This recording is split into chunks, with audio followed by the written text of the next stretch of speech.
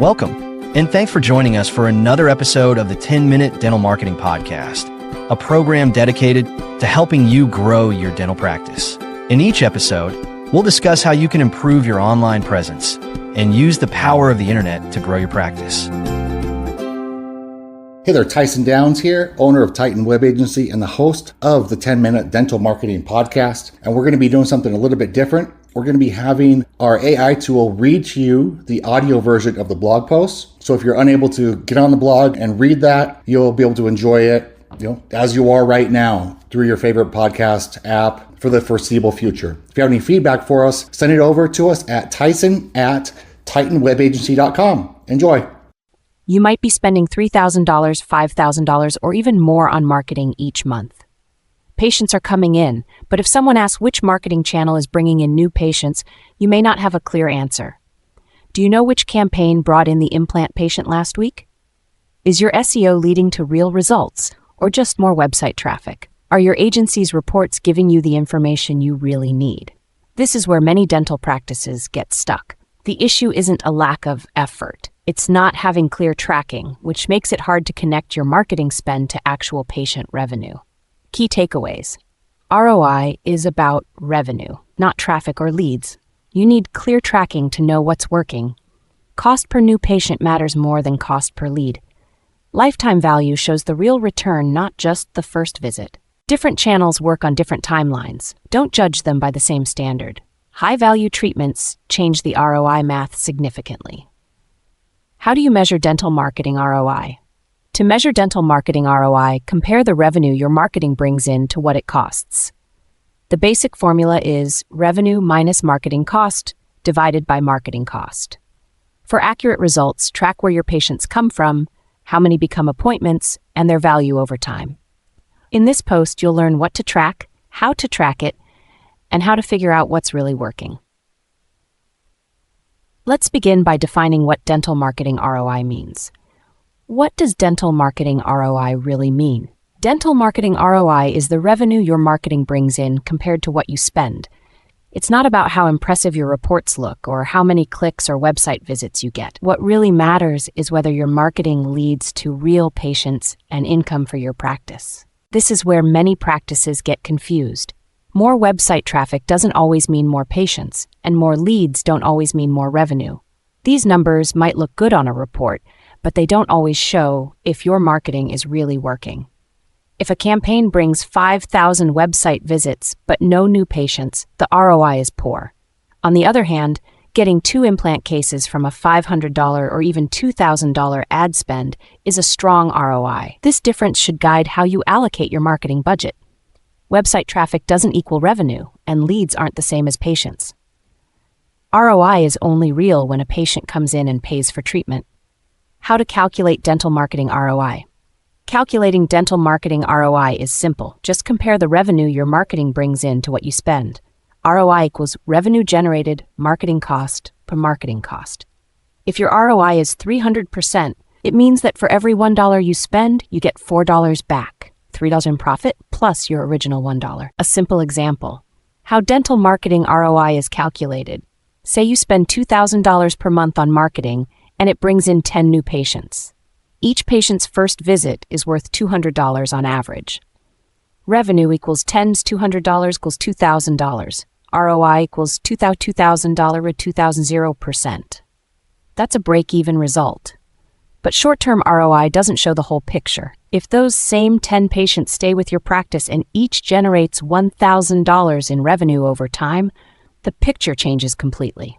Lifetime revenue equals 10 times $1,000, $10,000. ROI equals $10,000 when 2,000 equals 400%. That's why patient lifetime value is so important and why most standard ROI reports don't show the full value of good marketing.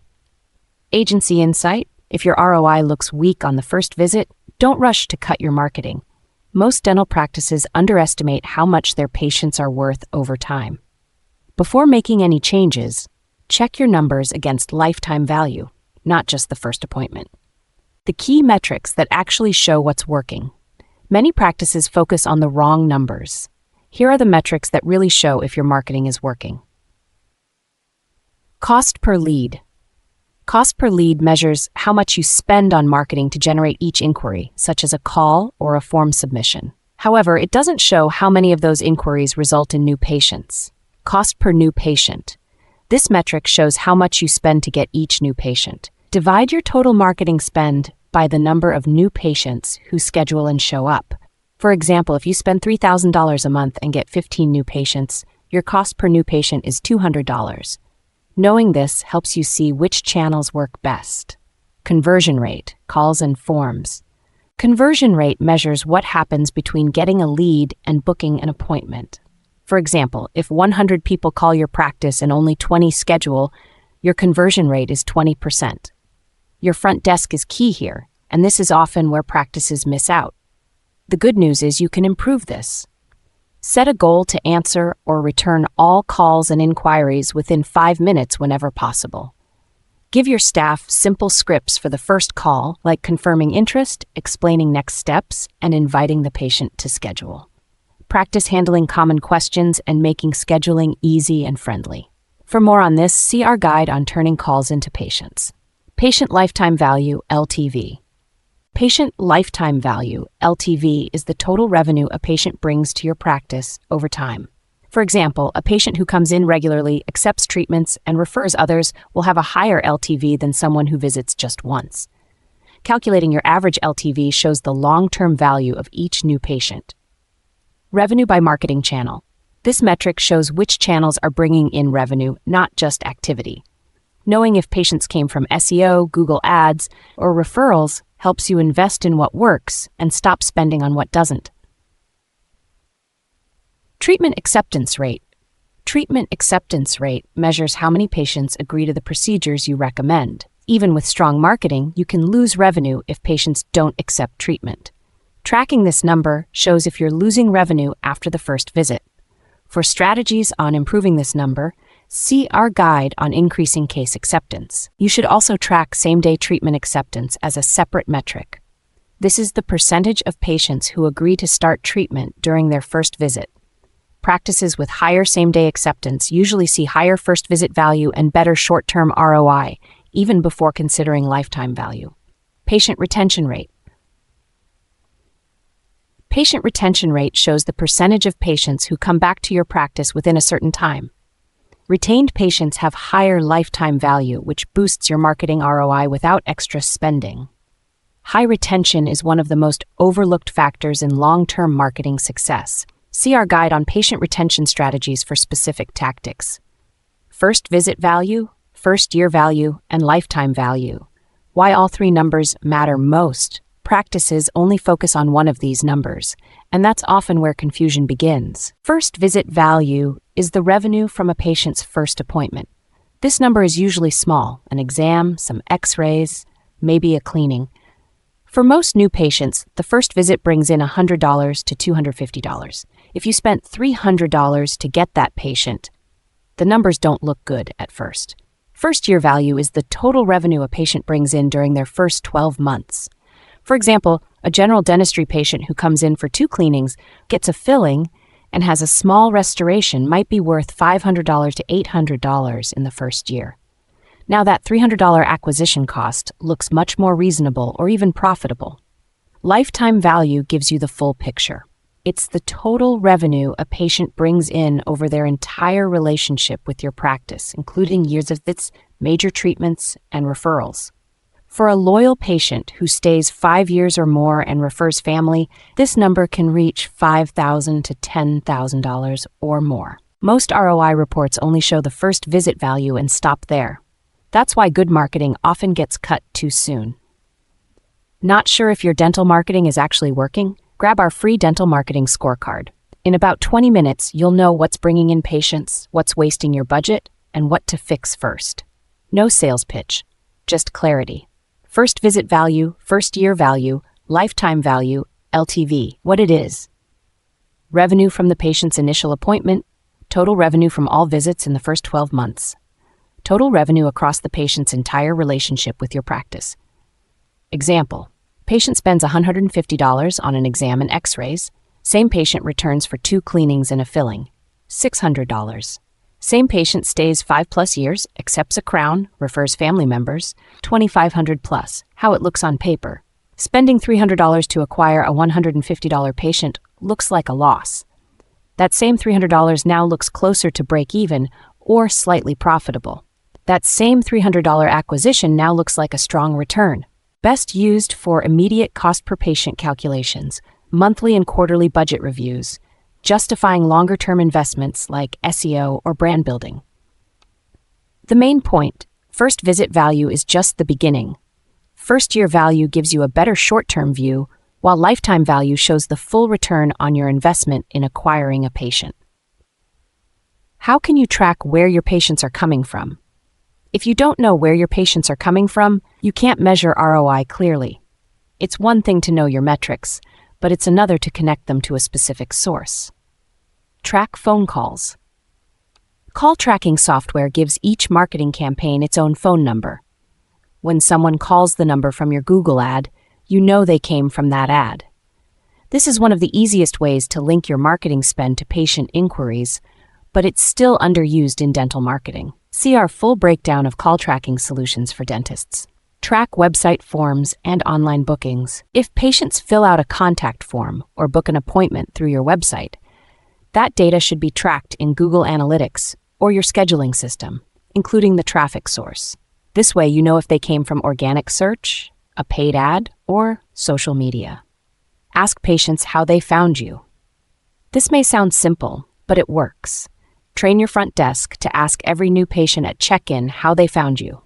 Add the question to your intake form and keep a simple log. You'll be surprised by how much helpful data you get from asking this every time.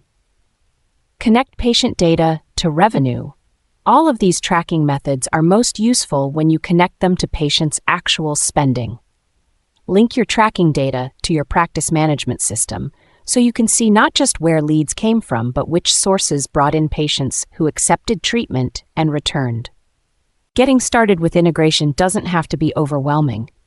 If you use a major dental practice management system like Dentrix, Eaglesoft, or Open Dental, ask your vendor or IT support whether they offer built-in integrations with call tracking or analytics tools. Many systems now support API integrations or have easy instructions. Your vendor or IT specialist can help you connect your tracking data to your PMS so you can see which marketing sources are driving real revenue. Start by finding out where your lead and revenue data are stored, and make sure you or your IT partner knows which reports you want to access once integration is set up. How does ROI differ by marketing channel? Not all marketing channels deliver results the same way. Each one has its own timeline and cost. If you don't understand these differences, it's easy to misjudge your ROI. SEO. Search engine optimization takes time to build. The return isn't immediate, but once your site ranks well for phrases like dentist near me or dental implants in city, that traffic grows each month without extra cost per click. ROI from SEO is harder to measure in the short term, but it often becomes your best channel over 12 to 24 months. See how combining PPC and SEO can achieve higher marketing ROI. Google Ads. Google Ads usually brings faster results. You can start getting leads within days of launching a campaign. The downside is cost. Paid clicks are often more expensive and traffic stops when you stop spending. If you need new patients quickly or want to target high-value treatments, paid ads are often a good place to start. See our guide on how to increase ROI from your dental Google Ads. Referrals and word of mouth. Referrals usually bring in the highest converting leads because they come with built-in trust. The challenge is that you can't easily scale referrals. Referral programs and great patient experiences can help, but they can't replace a solid digital marketing strategy.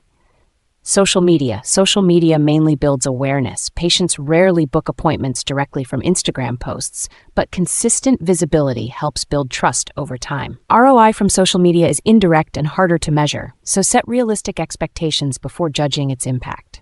Agency insight. Don't judge every channel by the same standard. SEO builds over time, while Google Ads delivers faster results at a higher cost. If you apply the same short-term ROI benchmark to both, you'll end up cutting what works and doubling down on what doesn't. Why ROI looks different for high-value treatments. If your practice focuses on implants, Invisalign, full arch restorations, or cosmetic treatments, your ROI calculations will change significantly. One implant patient might bring in $4,000 to $6,000 or more per treatment. A campaign that brings in just 2 or 3 patients a month can justify a larger marketing budget, even if it looks inefficient when measured solely by average patient value. That's why it's important to track revenue by channel and by treatment type.